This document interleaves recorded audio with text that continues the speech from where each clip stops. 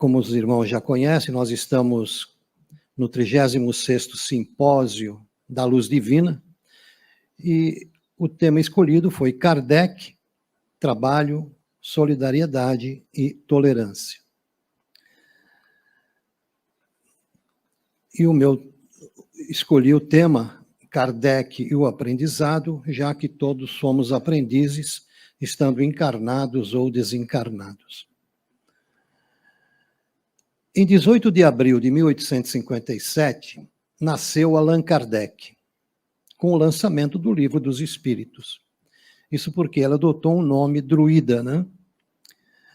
É uma obra que foi lançada com apenas 501 questões, perguntas que ele fazia e resposta dos espíritos, versando sobre o ensinamento dos espíritos que se propuseram a trazer luz sobre o plano espiritual.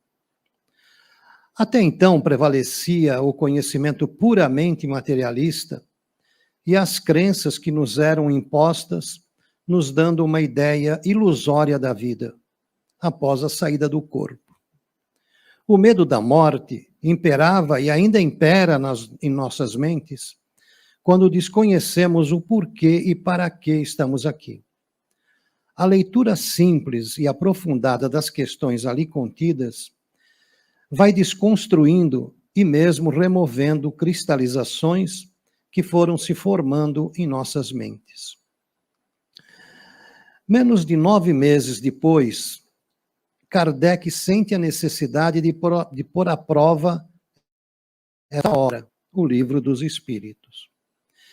Em 1º de janeiro de 1858, ele lança às suas expensas e sem patrocínio algum a Revista Espírita.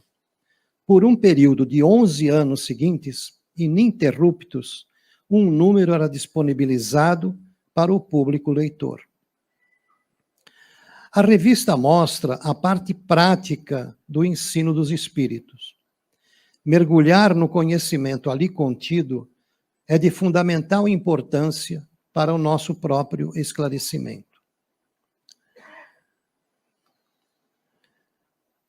Aí dá uma ideia do primeiro volume, do primeiro mês de publicação, e eu chamo a atenção sobre um determinado ponto que ali se encontra, que é evocações particulares,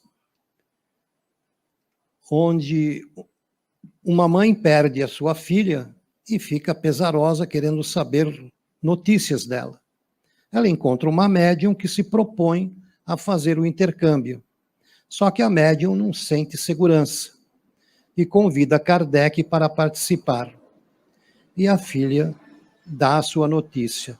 Então eu proponho que os irmãos guardem que o primeiro volume, ou o primeiro mês de publicação, ali está bem detalhado qual foi o diálogo entre a mãe e a filha. Mas eu chamo a atenção porque essa reunião foi na casa da médium. Kardec simplesmente compareceu como um observador, sem fazer qualquer menção se podia ser feito ou não podia ser feito na casa da médium.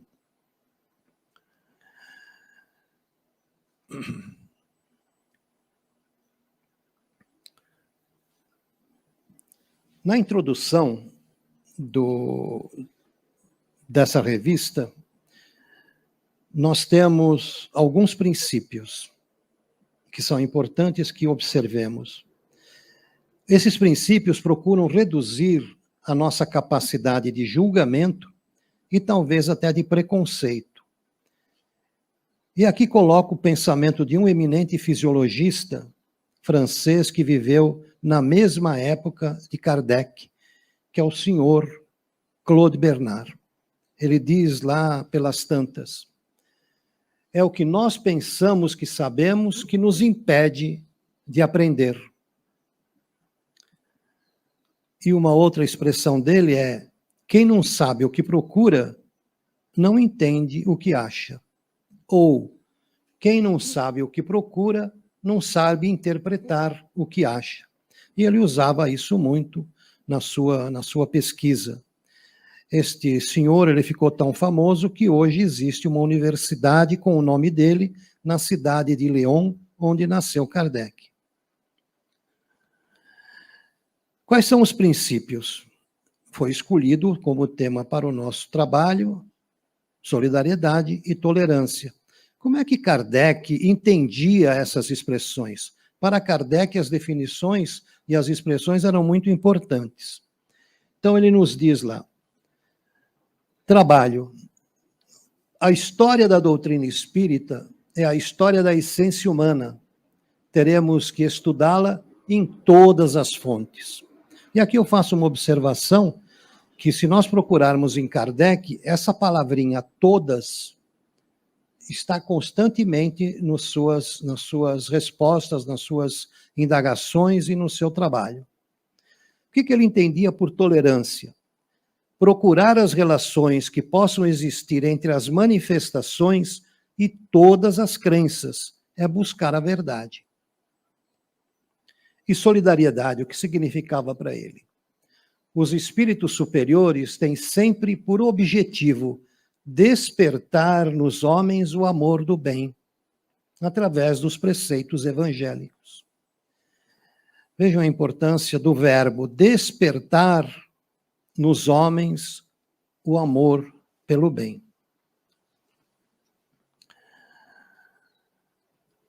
Kardec, ele coloca uma nota lá no final da introdução que diz o seguinte: por mais abundante que sejam nossas observações pessoais e as fontes onde as recolhemos, não negamos as dificuldades da tarefa, nem a nossa insuficiência. Contamos com o auxílio benevolente de todos quantos se interessam por essas questões. Seremos bastante reconhecidos pelas comunicações que houverem por bem transmitir-nos. A esse respeito, chamamos a atenção para alguns pontos. E aí ele é bastante claro. Ele lista 10 itens para facilitar até o leitor do que eles poderiam estar fornecendo. Qualquer manifestação obtida nas reuniões seria bem-vindo para ele. E vários fatos de lucidez sonambúlica, de êxtase, de segunda vista, de previsões, de pressentimentos, fatos relativos ao poder oculto, lendas e crenças populares, fatos de visões e aparições, fenômenos que por vezes ocorrem no instante da morte, problemas morais e psicológicos a resolver, fatos morais, atos notáveis de devotamento e abnegação, dos quais possa ser útil propagar.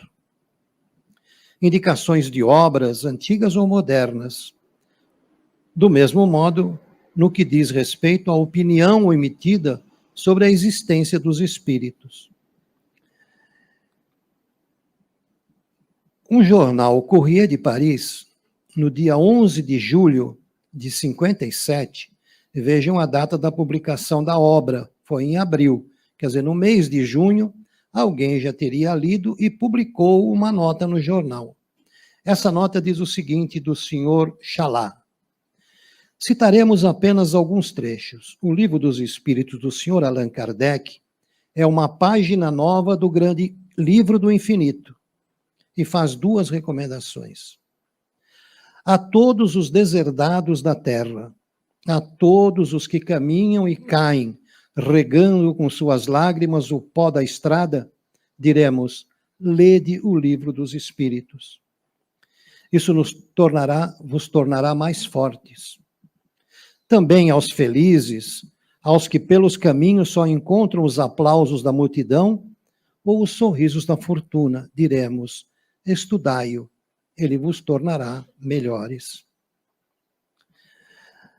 Kardec escolhe 2 cartas que ele recebe, entre várias, ele escolheu uma de Bordeaux, datada de 25 de abril do mesmo ano da publicação do livro.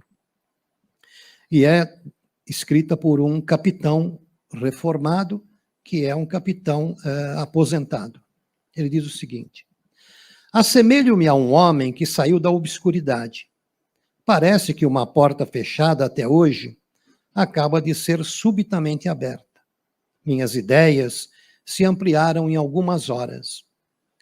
Quem quer que leia esse livro meditando como eu, encontrará tesouros inesgotáveis de consolações, pois que ele abarca todas as fases da existência. Em minha vida, sofri perdas que me afetaram vivamente. Hoje não me causam nenhum pesar. E de Lyon ele recebe uma carta do Sr. C, em 4 de julho. Compartilho com vários dos meus amigos as convicções que auri na leitura de vossa obra. Todos estão muito felizes. Agora, compreendem as desigualdades das posições sociais e já não murmuram contra a providência. Essas 2 cartas foram recolhidas por Kardec, escolhidas entre as muitas recebidas, né? Aí temos uma pintura, porque na época não havia praticamente máquinas fotográficas, né? Então eram pinturas que foram feitas. Aí mostra Lyon no século XVIII e uma mais moderna, né? Então é uma cidadezinha que entre as cidades da França está em 2º ou 3º lugar após Paris, né? Quem conhece a dificuldade que é escrever uma revista mensal com a densidade de conteúdo, deve fazer uma pálida ideia de o tempo que o nosso amigo levava para completar tal façanha, e sem as facilidades de hoje, né? Além disso, ele ainda traduzia obras do alemão, ele era esmerado não só no alemão, no francês, evidentemente, mas inglês, espanhol, polonês, latim e grego, além de outras tantas. Ainda em 1858, lança um pequeno livreto sobre instruções práticas sobre as manifestações espíritas, que mais tarde viria a ser substituído pelo Livro dos Médiuns. Em 59, ele publica O que é o Espiritismo, Introdução ao Conhecimento do Mundo dos Espíritos. De agosto de 59 a 61, 1861, ele publica, junto com a revista, o Boletim da Sociedade Parisiense de Estudos Espíritas. Era um suplemento da revista, contendo as atas das reuniões. Ele considerava que a revista era uma tribuna livre e não escondia aquilo que acontecia nas reuniões da sociedade. Aí ele recebe um convite de praticantes de Lyon e de Bordeaux, 2 cidades da França. Nada menos de 500 assinaturas compõem esse convite para que visite as cidades. Prontamente ele aceita o convite. Ele queria ver e conhecer a real situação daqueles que se debruçavam sobre as obras, até então disponibilizadas. Uma das preocupações de Kardec era constatar o quanto a simplicidade das obras teria penetrado no coração dos leitores. Então vejam aqui a importância de que ele procurava transmitir as informações de uma maneira simples que chegasse às pessoas, que elas compreendessem. Surpreende-se que até os que não sabiam ler absorviam o ensinamento, por ouvirem a leitura de amigos, que se dedicavam a espalhar o ensino dos espíritos. De 1860 a 1867, não esquecendo que ele faleceu em 1869, ele visita centenas de localidades, perfazendo um total de 15 mil quilômetros. A viagem mais conhecida é a de 62. E aí eu mostro um mapa da França, mostrando que ele já, na época, já era recortado por ferrovias. Isso facilitou demais o trabalho dele. Ele estava viajando por volta disso aqui e já tinha toda essa rede ferroviária. Ele vinha de Paris para Lyon, mas para chegar em Bordeaux, ele tinha que vir por esse trajeto. Então ele aproveitava e visitava tudo isso aqui que estava no caminho. A ferrovia era movimentada por locomotivas e que tinha, no máximo, a absurda velocidade de 50 km por hora. Na época, era chamada Maria Fumaça, né?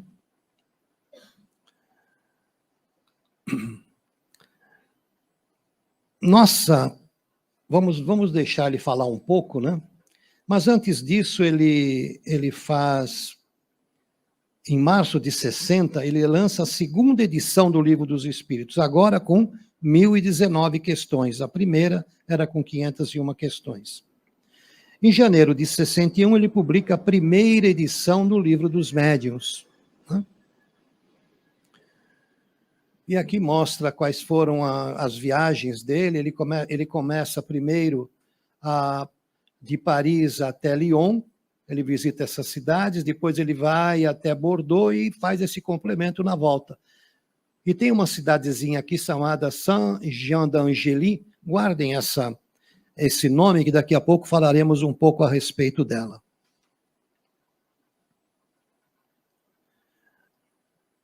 Nossa primeira viagem, realizada em 60, limitou-se a Lyon, algumas cidades que se encontravam no nosso trajeto. No ano seguinte, acrescentamos Bordeaux ao itinerário, e este ano, 62, além dessas duas primeiras cidades, fizemos e assistimos cerca de 50 reuniões, durante uma viagem de 7 semanas, num percurso de quase 5.000 quilômetros. O primeiro resultado que pudemos constatar foi o imenso progresso das crenças espíritas. Um fato deduzido de nossas observações é a seriedade com que se considera a doutrina. Em Saint-Jean-d'Angély, vimos um médium mecânico que podemos considerar excepcional. Quem era esse médium?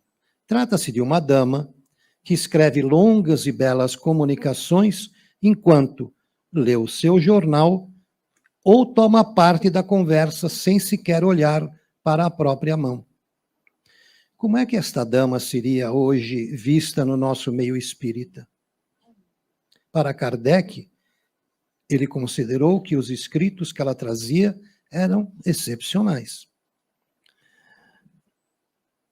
Pudemos constatar essa marcha progressiva no ensino pela natureza das comunicações, obtida nos diferentes grupos que visitamos.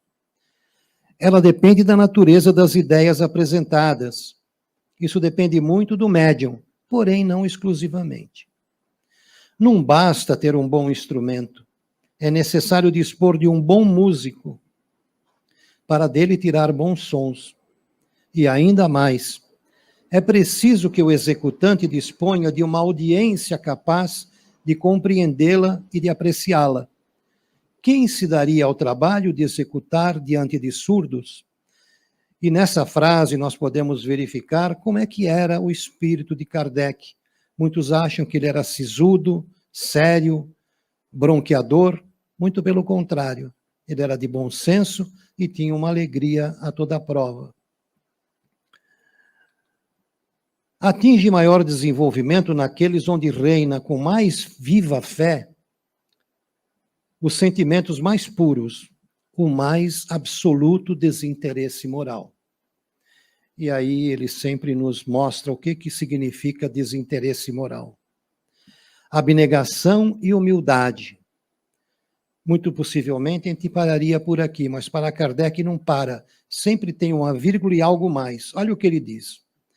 A ausência de toda pretensão orgulhosa, de todo pensamento de dominação à custa do espiritismo. Um outro sinal característico é o número incalculável de adeptos que nada viram e que nem por isso deixam de ser menos fervorosos, simplesmente porque leram e compreenderam. O espiritismo é forte, sobretudo por suas consequências morais. Ele se faz aceito não porque fira os olhos, mas porque toca o coração. Em 7, uma cidadezinha localizada lá no sul da França, onde ele passou pela necessidade de viagem para Bordeaux, não se conhecem médiuns senão por ouvir falar, ou pelas descrições dos livros. Não tinha médiuns lá. Não obstante, é difícil encontrar-se mais fervor e dedicação à causa espírita do que ali. Emprestam mais importância ao fundo do que à forma. Para eles, a filosofia é o principal. As manifestações constituem um mero acessório. A filosofia explica o que não encontram em outro lugar. Satisfaz a razão pela lógica, preenche o vazio da dúvida. Vimos em contrapartida, em outros locais, alguns grupos sobre influência abusiva. É evidente que se comprazem com ela e dela se tornam presa por uma confiança demasiado cega e por certas predisposições morais. Outros alimentam tal temor de serem enganados, que levam a desconfiança ao excesso. O excesso em tudo é prejudicial, mas vale pecar pelo excesso de prudência do que pelo excesso de confiança. E aí fomos buscar ali naquele nosso amigo Maquiavel, que já é conhecido de muita gente. Ele diz assim: será preciso, contudo, ser cauteloso, ter equilíbrio com aquilo que fizer ou no que acreditar. É necessário que não tenha medo da própria sombra e que haja com prudência e humanidade, de modo que o excesso de confiança não o torne incauto e a desconfiança excessiva não o faça intolerante. Vocês estão observando que eu estou usando um método de apresentação que é o método Braille, ponto a ponto, para facilitar o entendimento da doutrina. Em resumo, nossa viagem tinha um duplo objetivo: dar instruções onde elas fossem necessárias e, ao mesmo tempo, nos instruirmos. Queríamos ver as coisas com os nossos próprios olhos para julgar o estado real da doutrina e da maneira pela qual ela é compreendida. O que significa isso para ele? Estudar as causas locais favoráveis ou desfavoráveis ao seu progresso. Apreciar os efeitos da oposição e da crítica. Sondar as opiniões. Conhecer o julgamento que se faz de certas obras. No seu discurso, feito aos participantes de Lyon e Bordeaux, tiramos um pequeno fragmento. Ouve-se constantemente dizer que a ingratidão com que somos pagos endurece o coração e nos torna egoístas. Falar assim é provar que se tem o coração fácil de ser endurecido. Porquanto esse temor não poderia deter o homem verdadeiramente bom. O que fala a seguir nos faz lembrar a parábola do semeador, observando que ainda não tínhamos o Evangelho segundo o Espiritismo, mas com certeza ele já estava em fermentação. Entre os que adotam as ideias espíritas, há, como sabeis, 3 categorias bem distintas. Os que creem pura e simplesmente nos fenômenos das manifestações, mas que não lhe deduzem nenhuma consequência moral. São as sementes que caem na estrada ou nas pedras. Os que veem o lado moral, mas os aplicam aos outros e não a si próprios. São as sementes que caem no meio dos espinhos. Os que aceitam para si mesmo todas as consequências da doutrina e que praticam ou se esforçam por praticar a sua moral, são as sementes que caem em boa terra. Ora, o que reza essa moral? Amai-vos uns aos outros, perdoai aos vossos inimigos, retribuí o mal com o bem. Não tenhais ódio, nem rancor, nem animosidade, nem inveja, nem ciúme. Sede severos para convosco mesmos e indulgentes para com os outros. Tais devem ser os sentimentos de um verdadeiro espírita. E aí, no discurso, ele pontua: o Espiritismo tem por divisa: fora da caridade não há salvação. E complementa: fora da caridade não há verdadeiros espíritas. Opa! Alguém já tinha visto isso? Não. Normalmente a gente guarda a primeira parte, né? Mas está lá e ele é que disse. Mas o que vem a seguir é mais importante ainda. Concito-vos a inscrever doravante esta dupla máxima em vossa bandeira, porque ela resume ao mesmo tempo a finalidade do Espiritismo e o dever que ele impõe. E no agradecimento do convite ao se despedir da cidade, ele reforça: colocai-o em vossas instituições, em vossas casas e principalmente em vossos corações. Por que ele diz em vossas casas? Porque nas casas ocorriam as reuniões mediúnicas.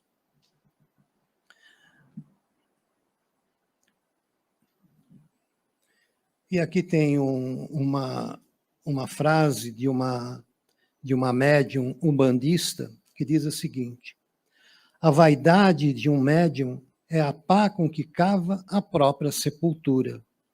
É um aprendizado que nos vem dessa nossa irmã de crença, né?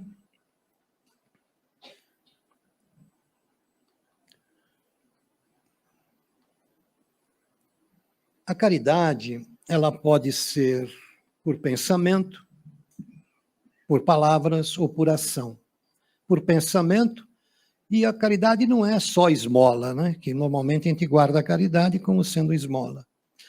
Por pensamento é ser indulgente para com as faltas do próximo. Por palavras, nada dizendo que pode prejudicar alguém. E por ação, quando assiste o próximo na medida de suas forças. Sem a caridade, não há instituição humana estável. E não pode haver caridade, nem fraternidade possíveis, na verdadeira acepção da palavra, sem a crença. Ele não fala aqui sem o espiritismo, sem a crença. Ele não quer mudar ninguém. Se a pessoa é católica, continua católica. O espiritismo vai ajudá-la a entender a sua própria religião. Aplicai-vos, pois, a desenvolver esses sentimentos que, engrandecendo-se, destruirão o egoísmo que vos mata. Ensinai, pois, a caridade e, sobretudo, pregai pelo exemplo. É a âncora de salvação da sociedade. Só ela pode realizar o reino do bem na terra, que é o reino de Deus. Sem ela, o que quer que façais, só criareis utopias, das quais só vos resultarão decepções.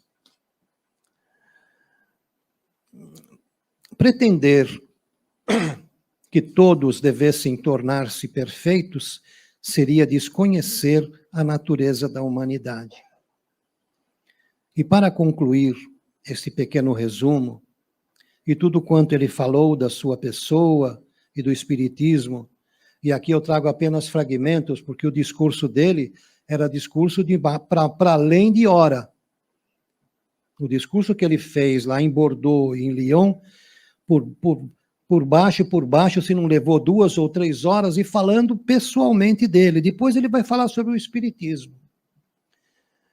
Ele nos dá um pequeno retrato aqui, eu procurei extrair, para que façamos uma ponderação, uma reflexão, enquanto trabalhadores da última hora.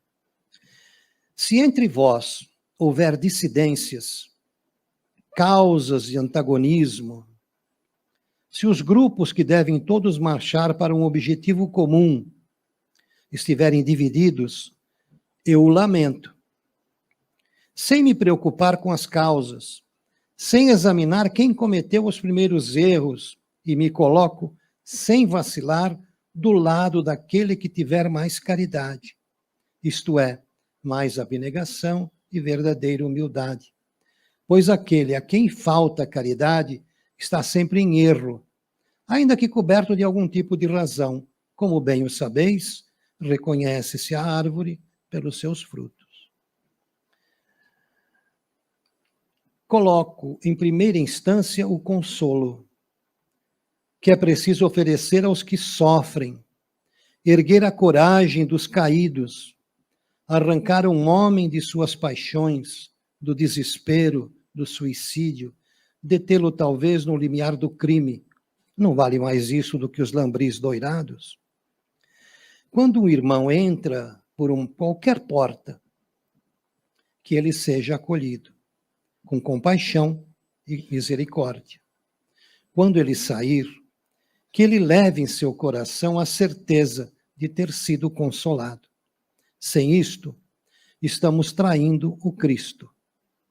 O remédio para cicatrizar a ferida causada pela traição é estudar, apreender, assimilar e aplicar a parábola da ovelha perdida. Em janeiro de 1862, depois de ter feito as viagens de 860 e 861, ele talvez, sentindo a necessidade de algo mais simples ainda, pelo que ele viu, pelo que ele observou, ele publica o Espiritismo na sua mais simples expressão.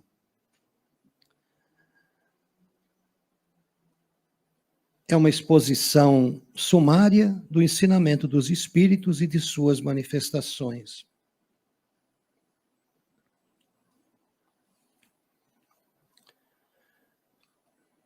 E aqui eu faço um pequeno break, não para cafezinho, né?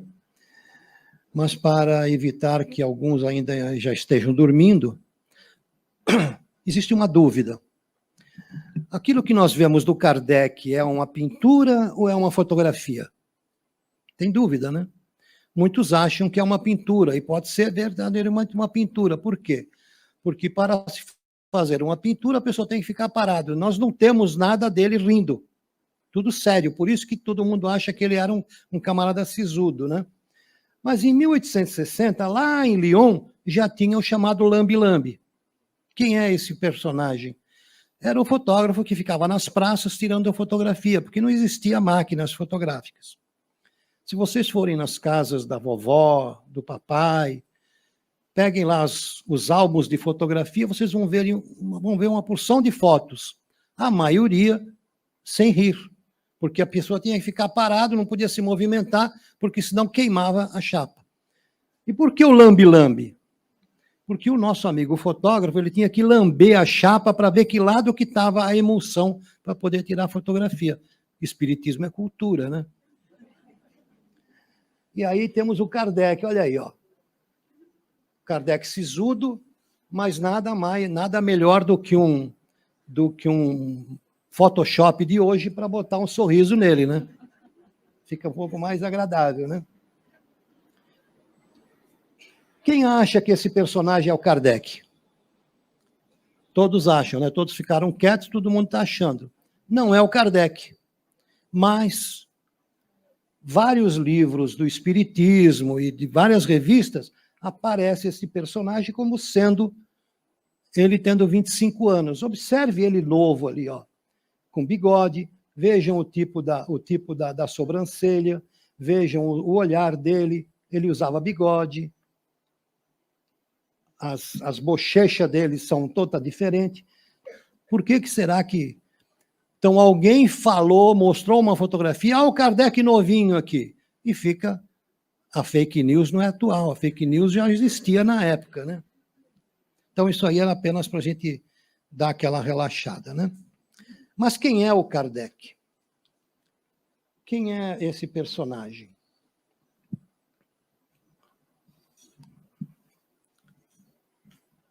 Qual o seu caráter? Onde que ele aprendeu? O casal Jean-Baptiste Rivail e Jean-Louise viviam em uma cidadezinha no interior da França, Bourg-en-Bresse. Ela fica grávida e ela já tinha perdido 2 crianças pequenas, 2 irmãos, um casal de irmãos do Kardec, do Hippolyte, né? Então, o que ela faz? Ela vai para uma cidade próxima, que é Lyon, que tinha lá umas termas. Então, ela passa lá o período de gestação e ele nasce lá. O pai estava em Paris, acompanhando a posse do Napoleão, porque ele era militar. Então, o pai não acompanhou a posse. Em 3 de outubro, nasce o Hippolyte Léon Denisard Rivail. Esse é o nome correto dele, que está na certidão de nascimento.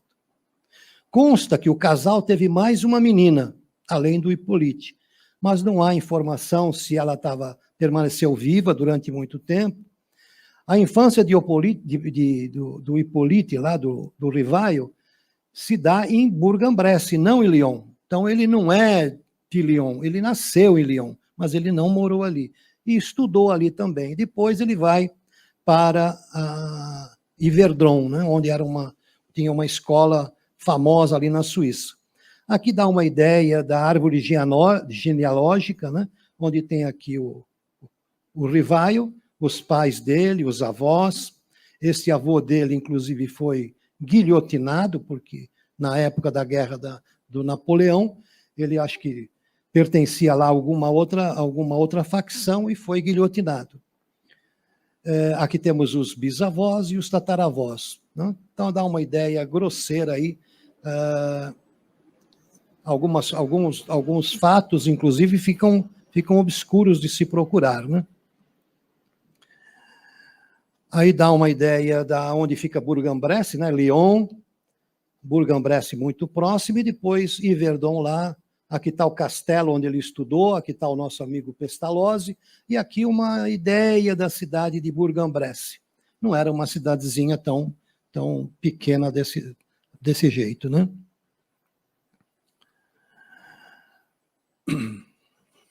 A conjuntura histórica no século XIX era permeada por revoluções políticas com desdobramentos da Revolução Francesa. O pai tinha carreira militar, ele desaparece, segundo algumas informações, por volta de 1807. Kardec nasceu em 1804. Mas daqui a pouco esse camarada aparece lá do sudoeste da França, vivendo lá com uma outra pessoa e falecendo mais tarde. Captura-se isso aí pela informação da morte dele, onde que ele estava morando, né? Então ele deve ter falecido mais tarde. Mas a mãe cria o Hippolyte sozinha, juntamente com a avó, mãe dela, e o seu irmão Françoise. Com o ambiente conturbado da Europa, devido às incursões napoleônicas, muitas crianças ficam órfãos, algumas perambulando pelas ruas. Na Suíça, um dedicado e afetuoso homem recolhe-as, alimenta-as e começa a ensinar-lhes as primeiras letras do alfabeto. É o nosso amigo aí, Johann Heinrich Pestalozzi. Ele afirmava que a função principal do ensino é levar as crianças a desenvolver suas habilidades naturais e inatas. Em 1805, tendo recebido das autoridades suíças um castelo em Yverdon, inicia o ensino das crianças, permanecendo ali por 20 anos. Falemos brevemente de Pestalozzi. A educação bem dirigida pode contribuir para a felicidade do homem. Pode também tornar-se instrumento do seu infortúnio. Uma má educação é mais perniciosa do que a própria ignorância, porque os preconceitos que somos imbuídos desde a infância, longe de se apagarem com os anos, se fortalecem com a idade. Aqueles que buscam estabelecer os preceitos da educação devem submetê-los à própria experiência. A prática é sempre a melhor conselheira. Com ele, como é que ele fazia para obter a confiança dessas crianças que estavam na rua? Ele se fazia de mendigo. O método de Pestalozzi encontram-se 3 elementos: o coração, a cabeça e a mão. Não se trata de 3 partes do corpo humano, nem sequer de 3 faculdades, mas de 3 pontos de vista sobre uma mesma e única humanidade em ação de autonomia. Cada criança é um ser humano. O foco é o desenvolvimento de todas as potencialidades. Em Pestalozzi, era marcante o ensino de Jesus: deixai vir a mim as criancinhas. O método proposto por Pestalozzi era partir do conhecido para o abstrato, ou do conhecido para o novo, do concreto para o abstrato, com ênfase na ação e na percepção dos objetos, mais do que nas palavras. O que importava não era tanto o conteúdo, mas o desenvolvimento das habilidades e dos valores. Considerava a educação, a instrução e a formação como direito do ser humano. Tratava a instrução como uma melhoria contínua, um aperfeiçoamento humano. A obrigação de um professor inclui a responsabilidade que repousa em todo o desenvolvimento do homem. Se for ruim, fará um ignorante e um vicioso. A origem está nas impressões que ele recebe. Em qualquer idade, desde o berço, tudo o que vê, ouve e principalmente as ações de que é objeto, podemos dizer que a educação moral é o resultado de todas as impressões recebidas. Como dizia Pestalozzi, a intuição da natureza é o único fundamento próprio e verdadeiro da instrução humana, porque é o único alicerce do conhecimento humano. O fundamental não é ensinar determinados conhecimentos, mas desenvolver a capacidade de percepção, de observação e experiência dos alunos, e não através de preceitos e normas. Em 1815, contando 10 anos de idade, Hippolyte é levado pela mãe a estudar em Yverdon. Destaca-se como aluno dedicado e 4 anos depois já ministrava aula aos colegas, pois em Yverdon a prática era transformar alunos em mestres, sem deixar que disso fossem alunos. Forma-se um educador primoroso. Em janeiro de 23 já está morando em Paris. Em 24 lança o seu primeiro livro, Aritmética, em 2 volumes. Destinado a quem? Aos educadores e às mães. Para ele achava que as mães deveriam ser as primeiras a ensinar aritmética para os alunos. E ele escreve 2 volumes ensinando as mães como ensinar aritmética. Infelizmente, esses 2 livros não foram traduzidos. É uma oportunidade para nossa irmã Vânia traduzi-los, né? Em seu discurso, ele pontua a aritmética, isso é o Kardec agora falando, ou Hippolyte, né? Deve ser considerada não apenas como uma ciência, mas como um meio de desenvolver a inteligência da criança, formar o seu julgamento, acostumá-la a raciocinar com precisão. O objetivo da instrução elementar deve consistir menos em dar conhecimento do que em preparar a mente para recebê-lo.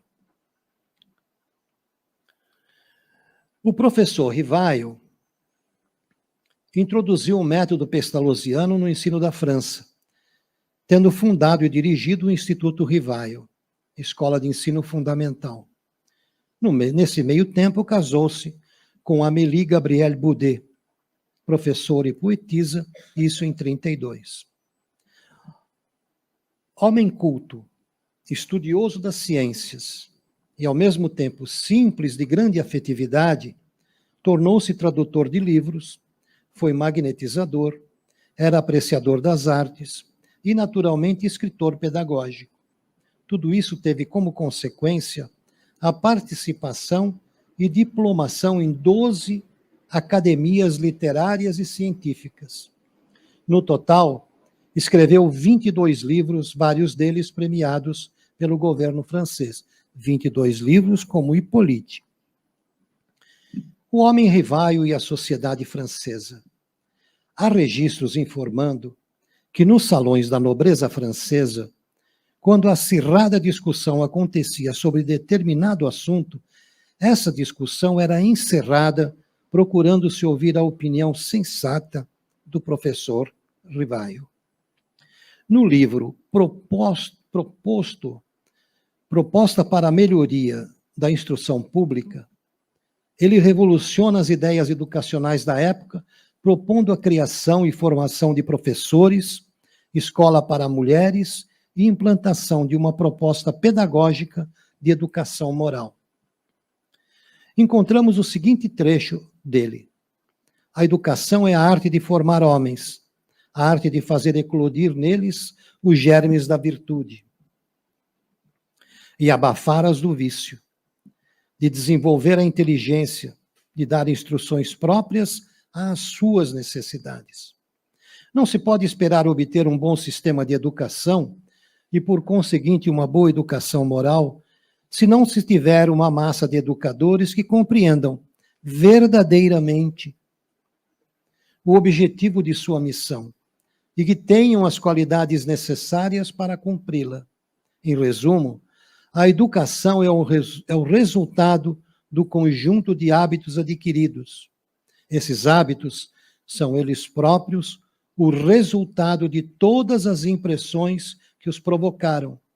E a direção dessas impressões depende unicamente dos pais e dos educadores. Kardec, essa visão de educação moral vai ser ampliada a partir de 1855, quando o professor Rivaio entra em contato com os fenômenos mediúnicos e revela a existência e comunicabilidade dos espíritos. E no Livro dos Espíritos encontramos a seguinte questão 208. Uma pergunta: os espíritos dos pais não exercem influência sobre o do filho após o nascimento? A resposta: exerce e muito, pois, como já dissemos, os espíritos devem concorrer para o progresso recíproco. Pois bem, o espírito dos pais tem a missão de desenvolver o dos filhos pela educação. Isso é, para eles, uma tarefa. É uma pergunta que o Kardec faz. Isso é uma tarefa? É, e se nela falhar, será culpado. A ligação da doutrina espírita com a educação moral é mais do que estreita, é interativa. Motivo pelo qual o espiritismo é doutrina de educação do espírito imortal. E o centro espírita é, acima de tudo, escola de almas. Allan Kardec, ilustre professor Rivaio, transforma-se de educador da França para educador da humanidade.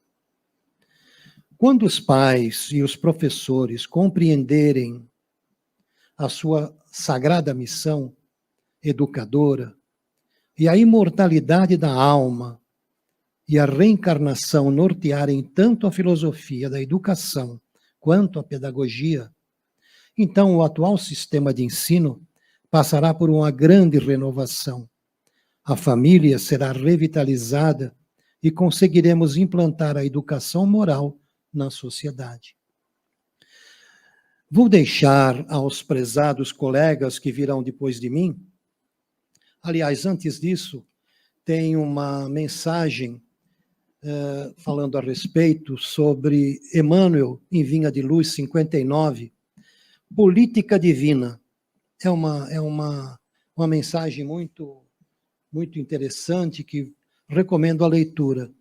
Mas aí eu capturei um pequeno trecho de Emmanuel aos educadores. Ele diz: combate a ignorância, acendendo lâmpadas de auxílio fraterno, sem golpes de crítica e sem gritos de condenação. Isso é uma recomendação de Emmanuel, que ele nos deixa lá em Vinha de Luz. Está lá, escrita pelo nosso querido irmão Chico Xavier.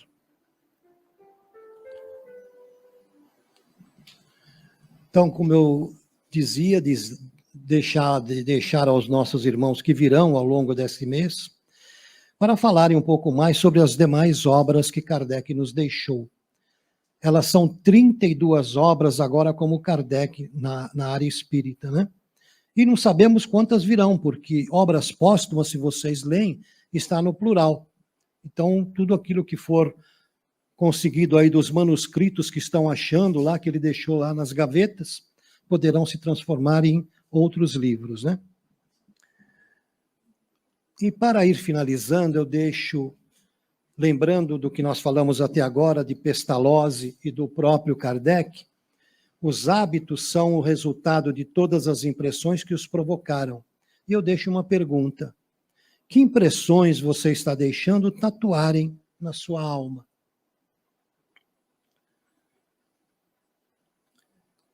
Relembrando que Jesus nos disse: caminho, verdade e vida.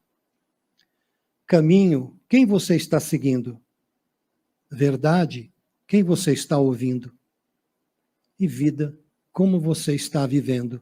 Para ajudar a responder esta pergunta: que impressões eu estou deixando ser tatuado na minha alma ou na minha mente?